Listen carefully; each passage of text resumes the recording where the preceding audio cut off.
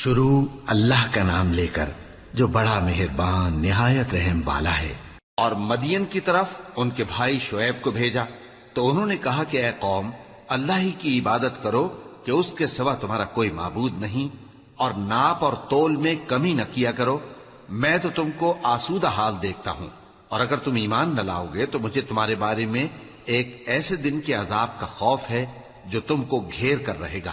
اور اے میری قوم، ناپ اور تول انصاف کے ساتھ پوری کیا کرو، اور لوگوں کو ان کی چیزیں کم نہ دیا کرو، اور زمین میں خرابی کرتے نہ پھرو۔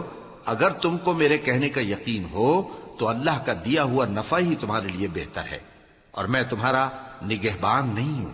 انہوں نے کہا، اے شعیب، کیا تمہاری نماز تمہیں یہ سکھاتی ہے کہ جن کو ہمارے باپ دادا پوجتے آئے ہیں ہم ان کو ترک کر دیں، یا اپنے مال میں تصرف کرنا چاہیں تو نہ کریں؟ تم تو بڑے نرم دل اور بڑے سیدھے ہو۔ انہوں نے کہا کہ اے قوم، دیکھو تو، اگر میں اپنے پروردگار کی طرف سے دلیل روشن پر ہوں اور اس نے اپنے ہاں سے مجھے نیک روزی دی ہو تو کیا میں اپنا فرض ادا نہ کروں؟ اور میں نہیں چاہتا کہ جس بات سے میں تمہیں منع کروں خود اس کو کرنے لگوں۔ میں تو جہاں تک مجھ سے ہو سکے تمہارے معاملات کی اصلاح چاہتا ہوں، اور اس بارے میں مجھے توفیق کا ملنا اللہ ہی کے فضل سے ہے۔ میں اسی پر بھروسہ رکھتا ہوں اور اسی کی طرف رجوع کرتا ہوں۔ اور اے قوم، میری مخالفت تم سے کوئی ایسا کام نہ کرا دے کہ جیسی مصیبت نوح کی قوم یا ہود کی قوم یا صالح کی قوم پر واقع ہوئی تھی ویسی ہی مصیبت تم پر واقع ہو۔ اور لوط کی قوم کا زمانہ تو تم سے کچھ دور نہیں، اور اپنے پروردگار سے بخشش مانگو اور اس کے آگے توبہ کرو، بے شک میرا پروردگار بڑا مہربان ہے، بہت محبت کرنے والا ہے۔ انہوں نے کہا کہ شعیب، تمہاری بہت سی باتیں ہماری سمجھ میں نہیں آتی، اور ہم دیکھتے ہیں کہ تم ہم میں کمزور بھی ہو، اور اگر تمہارے بھائی بند نہ ہوتے تو ہم تم کو سنسار کر دیتے، اور تم ہم پر کسی طرح بھی غالب نہیں ہو۔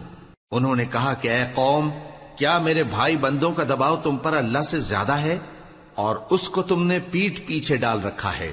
میرا پروردگار تو تمہارے سب اعمال کا احاطہ کیے ہوئے ہے۔ اور اے قوم، تم اپنی جگہ کام کیے جاؤ، میں اپنی جگہ کام کیے جاتا ہوں۔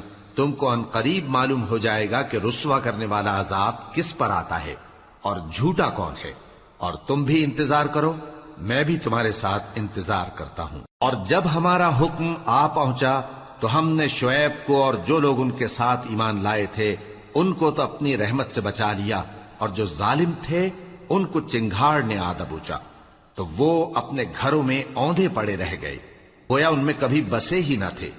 شروع اللہ کا نام لے کر جو بڑا مہربان نہایت رحم والا ہے۔ اور جو لوگ ایمان لائے اور نیک عمل کرتے رہے ان کو ہم بہشت کے اونچے اونچے محلوں میں جگہ دیں گے جن کے نیچے نہریں بہ رہی ہیں، ہمیشہ ان میں رہیں گے۔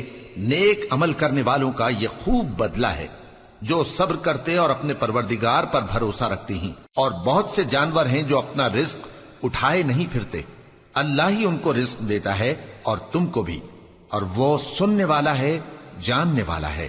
اور اگر ان سے پوچھو کہ آسمانوں اور زمین کو کس نے پیدا کیا اور سورج اور چاند کو کس نے تمہارے زیر فرمان کیا، تو کہہ دیں گے اللہ نے۔